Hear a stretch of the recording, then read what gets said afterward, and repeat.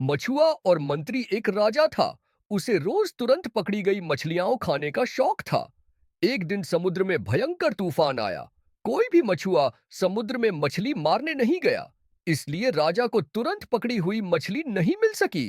राजा ने घोषणा करा दी कि उस दिन जो भी तुरंत पकड़ी हुई मछली राजा के पास लाएगा, उसे भरपूर इनाम दिया जाएगा। एक गरीब मछुए ने यह घोषणा सुनी, जान जोखिम में डालकर समुद्र से मछलियां पकड़ी और राजमहल पहुंचा। राजमहल के पहरेदारों ने उसे फाटक पर रोक दिया। वे उसे राजा के मंत्री के पास ले गए। मंत्री ने मछुए से कहा, मैं तुम्हें राजा के पास जरूर जाने दूंगा, पर तुम्हें राजा से जो इनाम मिलेगा उसमें आधा हिस्सा होगा। मछुए को मंत्री का यह प्रस्ताव पसंद नहीं आया, फिर भी उसने मन मारकर उसे स्वीकार किया।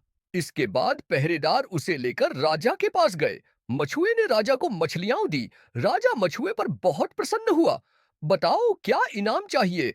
तुम जो मांगोगे वह मैं तुम्हें अवश्य दूंगा। मछुए ने कहा, महाराज मैं चाहता हूं मेरी पीठ पर 50 कोड़े लगाए जाए, बस मुझे यही इनाम चाहिए। मछुए की यह बात सुनकर सभी दरबारी चकित रह गए। राजा ने मछुए की पीठ पर 50 हल्के कोड़े लगाने का आदेश दिया। जब नौकर मछुए की पीठ पर 25 कोड़े लगा चुका, तो मछुए ने कहा, रुको, अब बाकी के 25 कोड़े मेरे साझेदार की पीठ पर लगाओ।